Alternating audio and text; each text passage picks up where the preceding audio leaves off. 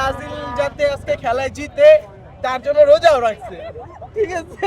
রোজা রাখছিলেন আর মানে শুধু ব্রাজিল জেতার জন্য? ব্রাজিল জিতার মানে- জন্য রোজা রাখছে। আর আমরা তো বিশ্বাস করতে পারি মানে না প্ল্যানটা যে- কবে থেকে, মানে প্ল্যানটা কবে করলেন যে আমি রোজা রাখবো বা something? প্ল্যান নেই হঠাৎ। সাদেন যাতে নেইমার নামে এখন কি নেক্সট কি রাখা হবে কিনা, যেহেতু হ্যাঁ হ্যাঁ প্রতিটা ম্যাচে?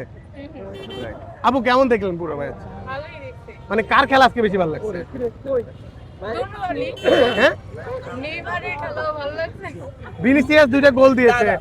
তা ভিনিসিয়াস দুইটা গোল দিয়েছে। আমি তো আমরা তো আমি তো সব ব্রাজিল ভিনিসিয়াস সাপোর্টার, এই যে আমি আর্জেন্টিনা সাপোর্টার। আয় হ্যাঁ, আমরা তো ভিনিসিয়াস তাহলে কার খেলা ভালো লাগছে? ভিনি খেলা অনেক ভালো লাগছে, অনেক ভালো খেলছে, অনেক সুন্দর গোল দিয়েছে। আরে যে আমরা ভয় ভয় কাজ করছে কিনা যে ব্রাজিল তো অনেক ভালো অবস্থায় গেছে গা? আমরা আর্জেন্টিনার কখনো ভয় পাই না।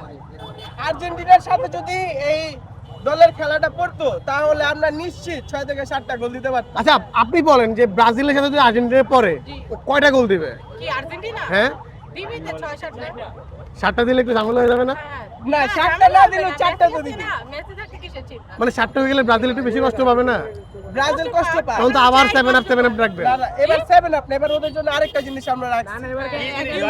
এটা ভাই খেলা পড়ুক তখনই দেখতে পারবেন আপনারা। আর আমরা সবসময় সাথে জুনিয়র ভিনিসিয়াস রাখি, ঠিক আছে? এই যে আমাদের জুনিয়র ভিনিসিয়াস জায়গা কেনার পর কোনোদিন ভাবিনি বাড়ি দেখে যেতে পারবো। বাবা, তুমি করেছো জমি আর আমি করলাম বাড়ি, এখন থাকবে তোমার নাতি। বসুন্ধরা সিমেন্টের দৃঢ় গাঁথুনি গড়েছে 3 প্রজন্মের এক ঠিকানা। শক্তির মানদণ্ডে উত্তীর্ণ বসুন্ধরা সিমেন্ট। বসুন্ধরা সিমেন্ট, প্রজন্মের বন্ধন।